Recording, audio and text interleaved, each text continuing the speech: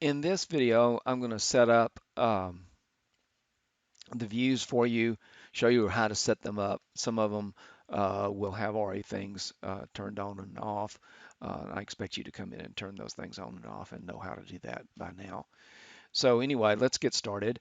There are 7 views that I want you to create. Um, Once again, presentation or drawing views. Uh, Copy, often, you know, duplicate view with detailing normally. So the first view is this foundation plan.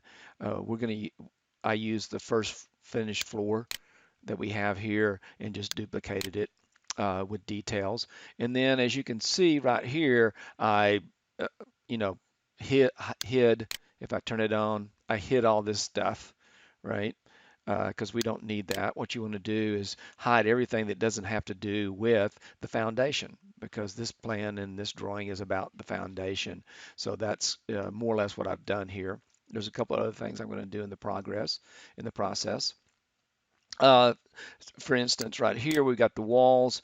Well, they really aren't part of the foundation. The slab and its footing are the foundation. So I'm going to go into hide and view. Uh, let's just select all instances in the entire project and then hide them. How about that? Okay, so now we've got the walls out of the way. You'll see I put some text here. I made all those text at 1/8 inch. Normally they would be smaller than that because they would be actually printed to scale. This drawing has been set to 1/8 inch scale. But for us to be able to see it when you screen capture, I went ahead and did that, a larger text. You need to put, the property line. Why do we need to know the property line? Well, whoever builds this is going to need to know how far they should be measuring off the property line. That's the reason these dimensions are there. So they tell us where the building is going to be located, as well as from this property line to this property line to here. Normally, I would not put in the dimension from here to here.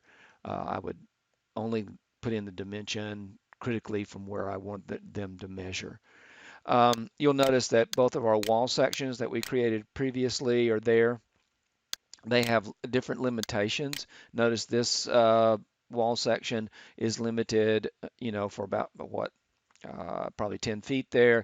But this one I set all the way to the end of the wall, and you'll see why in a minute when I get into that. Basically, that's all we need to identify. Um, oh, I forgot it.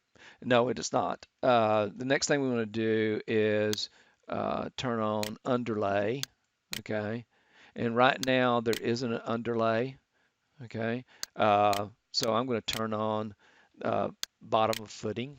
Okay. And then underlay, we want to look down, range. Uh, let's go from finished floor to bottom of footing. Unbounded top of mobbing. No, that's not what I want. Uh, oh, base. Yeah, bottom of footing to uh, finished floor. Okay, we'll apply that.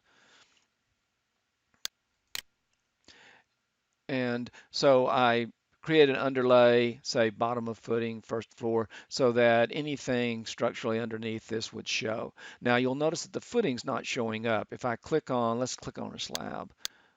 Okay, and the reason is because the footing has been joined with the slab, and now it's a part of the structural foundation, both the edge or the footing. So what I'm going to do is come in here and put some model lines in. So or detail lines. So I went into annotate, detail line, and then I'm going to use a hidden line because this is a hidden object. And I can't, if I tab, I can't snap on that, but I know it's 2 feet out, right? Because it's a 12 inch by 2 foot. So what I'm going to do, oh, I should have done that. I'm going to draw a line here. Okay. Matter of fact, what I'm going to draw is a rectangle set of lines. Okay. And I don't want to lock it, because what I'm going to do is grab all of those lines right there, and I'm going to offset them by 2 feet.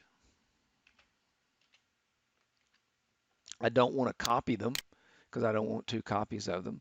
So I'm going to offset them by 2 feet. Okay.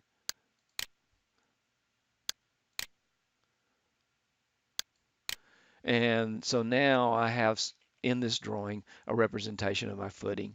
And now I would put a note on there identifying that footing. So I'm going to come in and go annotation. I'm going to set this to 1/8 inch.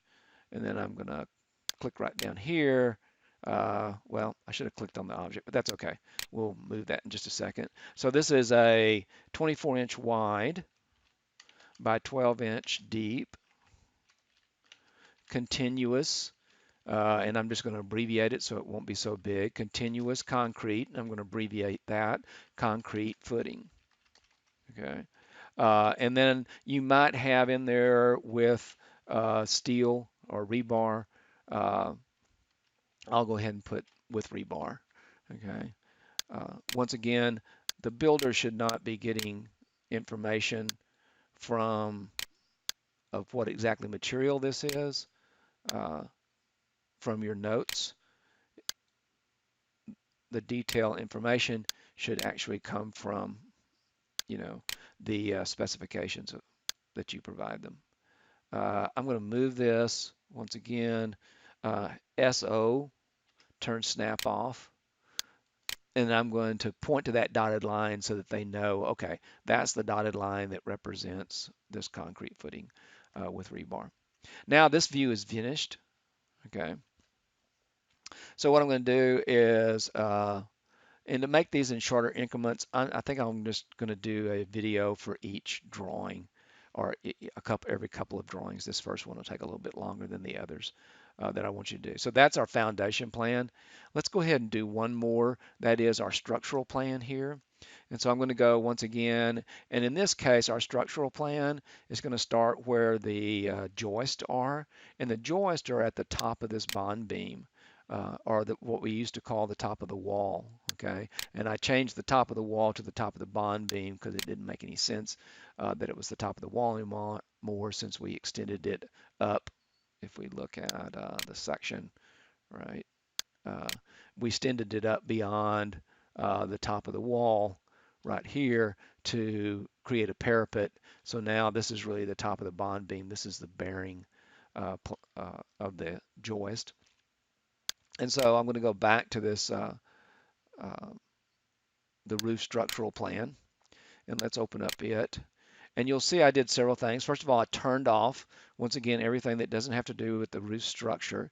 I left on the walls so that we could identify them and they would understand that these were load-bearing walls of which the joist would sit on. And then notice that I turned to coarse from fine. I don't really need to see all the detail of those. Uh, so what I want to do is just see it as an engineer would do it, and that is with just a line. And then they would note what those lines represent. And that's what this says, 13. This might have each in there. Uh,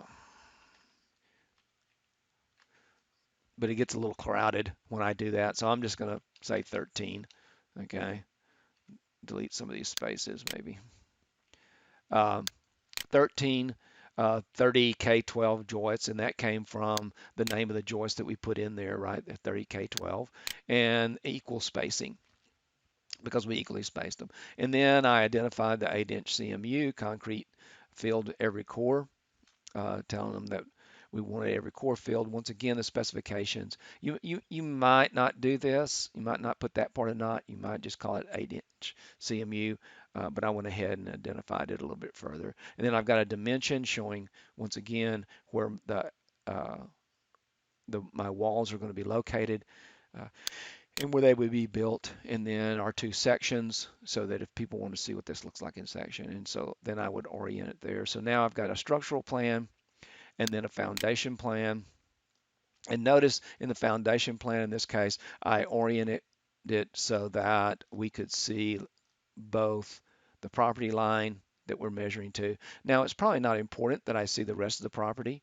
I could, for instance, come in here, set the crop view okay, uh, and pull this in and say, well, just crop this view from here to here to here to there and to here,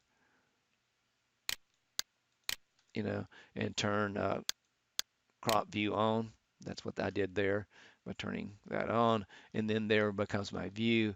And of course, I really don't want that line around it. So I'm going to turn it off so that, but there's my view. So now I've got a foundation view and a roof structural plan. In the next one, I'm going to set up my 3D slab and my 3D views, my 3D views.